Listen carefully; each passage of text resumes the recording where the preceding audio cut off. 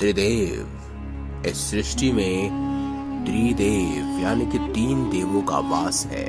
ब्रह्मा, जिन्होंने इस सृष्टि का निर्माण किया, जो पालनहार है, और शिव जी, जो संहारक है। और इन 3 देवों की बुनियाद पर ही ये सृष्टि कायम है। लेकिन आज की इस खास वीडियो में हम आपको बताने जा रहे हैं सृष्टि के पालनहार यानी कि भगवान विष्णु के 10 अवतारों के बारे में। क्या आप जानते हैं कौन सा है उनका 5वां और 7वां अवतार?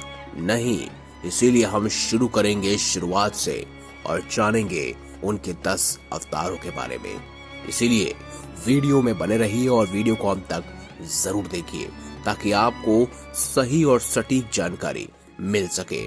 आप देख रहे हैं द भक्ति चैनल को। अगर अभी तक आपने सब्सक्राइब नहीं किया तो सब्सक्राइब कर लीजिए। भगवान विष्णु का पहला अवतार था मत्स्य अवतार, यानी कि एक मछली का अवतार। भगवान विष्णु जी ने मनु को जल प्रलय से बचाने के लिए एक मछली का रूप धारण किया था, जिसके बाद वह मनु की नाव को पौधों और जानवरों की हर प्रजाति के साथ नए चक्र में ले गए थे, जो बड़े पैमाने पर चक्रवात में इकट्ठा हुआ था। उनका दूसरा अवतार था कूर्मा अवतार, यानी कि एक विशाल समुद्री कछुए का अवतार। जब देवता और असुर अमृत को पाने के लिए समुद्र मंथन कर रहे थे, जिसको डूबने से रोकने के लिए भगवान विष्णु जी ने कछुए का रूप धारण कर लिया था और रस्सी की जरूरत पड़ रही थी, तो उसके लिए उन्होंने शेष नाग का सहारा लिया था। उनका तीसरा अवतार था वराह अवतार, यानी कि एक सुअर का अवतार। वह हिरण्यकश्यप को पराजित करने के लिए प्रकट हुए थे, एक राक्षस जो पृथ्वी को ब्रह्मांड महासागर के नीचे ले गया था। माना जाता है कि वराह और हिरण्यकश्यप के बीच लड़ाई 1000 साल तक चली थी, जिसे अंत में वराह जीत गए। वराह पृथ्वी को अपने दांतों के बीच सागर से बाहर ले आए और इसे ब्रह्मांड में अपनी जगह बहाल कर दिया, जिसे आज की भाषा में कहा जाता है बिग बैंग थ्योरी। यानी उस समय ही पृथ्वी का निर्माण हुआ था। उनका अगला अवतार है नरसिंह अवतार, यानी कि चौथा अवतार, जो आधा मनुष्य और आधा शेर था। राक्षस हिरण्यकश्यप हिरण्याक्ष के बड़े भाई को ब्रह्मा से एक विशाल और शक्तिशाली वरदान प्राप्त था, जिसकी वजह से उसे कोई मनुष्य या जानवर द्वारा दिन या रात पृथ्वी या सितारों पर किसी भी हथियार द्वारा नहीं मारा जा सकता था। एक आदमी के शरीर और शेर के सिर और पंजे के साथ भगवान विष्णु जी ने नरसिंह अवतार के रूप में खंबे से आए। उसके बाद उन्होंने घर के आंगन की सीमा पर, यानी घर की दहलीज पर हिरण्यकश्यप को शाम को अपनी टांगों पर रखकर अपने पंजों से उनका वध किया। उनका अगला अवतार था वामन अवतार, यानी कि 5वां अवतार, जो कि एक बौने का था। भक्ति और तपस्या के साथ बलि हिरण्यकश्यप के चौथे वंशज दृढ़ता के देवता इंद्र को पराजित करने में सक्षम हुए थे और तीनों लोगों पर अपना अधिकार कर लिया था। देवताओं ने विष्णु से सुरक्षा की अपील की तो वह एक बौने ब्राह्मण के रूप में उतरे। राजा के अश्वमेध यज्ञ के दौरान वामन बलि के पास गए। बलि ने उनसे उनकी कोई भी मांग पूरी करने का वादा किया। वामन ने 3 पग भूमि के लिए कहा, यानी कि 3 पैर भूमि के लिए, जिससे बलि सहमत हो गए। उसके बाद उन्होंने अपने आकार को विशालकाय बना दिया और अपने पहले ही चरण में धरती, दूसरे चरण में स्वर्ग को नाप लिया। बाली ने महसूस किया कि यह वामन विष्णु अवतार थे। सम्मान में राजा ने अपना सर उनके सामने झुका दिया और कहा कि वह अपना तीसरा पग मेरे ऊपर रख दे। अवतार ने ऐसा ही किया, पर इस प्रकार बलि को अमरता प्रदान हुआ। फिर बलि और उनके दादा प्रहलाद की प्रशंसा में वामन ने उन्हें पाताल का शासक बना दिया। उनका अगला 6वां अवतार था परशुराम अवतार, यानी कि फरसा के साथ एक खास योद्धा। वह जमदग्नि और रेणुका के पुत्र थे और उन्हें शिव की तपस्या के बाद कुल्हाड़ी मिली थी।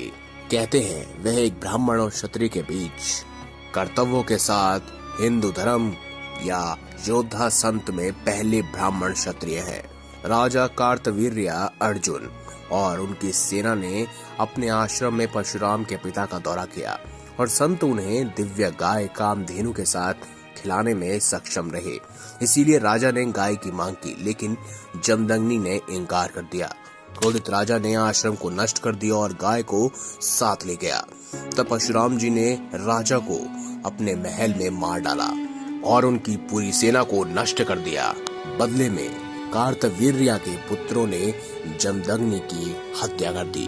परशुराम ने पृथ्वी पर प्रत्येक क्षत्रिय को मारने के लिए शपथ ली और उनके खून से 5 झीलों को भर दिया। आखिरकार उनके दादा ऋषि रुचेगा उनके सामने उपस्थित हुए और उन्हें रोक दिया। वह एक चिरंजीवी यानी कि अमर है और आज भी माना जाता है कि वो महेंद्रगिरी पर्वत पर तपस्या कर रहे हैं। विष्णु जी का 7वां अवतार राम अवतार। अयोध्या के राजकुमार और राजा, जिन्हें मर्यादा पुरुषोत्तम भी कहा जाता है, वह हिंदू धर्म में आमतौर पर पूज्य अवतार है और उन्हें एक आदर्श और वीर पुरुष के रूप में माना जाता है। उनकी कथा हिंदू धर्म ग्रंथ रामायण में सुनाई गई है। उनकी धर्मपत्नी सीता का अपहरण लंका के राक्षस राजा रावण ने कर लिया था और वह लंका गए और राक्षस राजा को मारकर सीता को बचाया। ये पूरी कहानी रामायण की आप सभी जानते ही होंगे। बढ़ते हैं अगले अवतार की तरफ। उनका 8वां अवतार, जिसे कहा जाता है कृष्ण अवतार। कृष्ण अवतार के बारे में भी आप जानते ही हैं। कृष्ण इस सूची में 8वें अवतार माने जाते हैं। कहा जाता है उन्हीं की वजह से धर्म स्थापित हुआ। वह प्रेम, चंचलता और बहुत सारे विभिन्न किंवदंतियों के नायक हैं।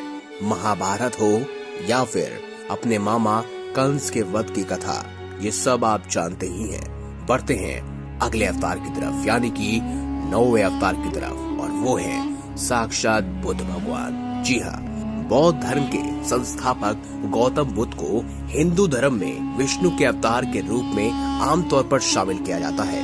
कभी कभी बुद्ध को हिंदू शास्त्रों में एक उपदेशक के रूप में चित्रित किया जाता है, तो वैदिक शास्त्रों के मार्ग से राक्षसों और विधर्मियों को दूर करता है और ले जाता है।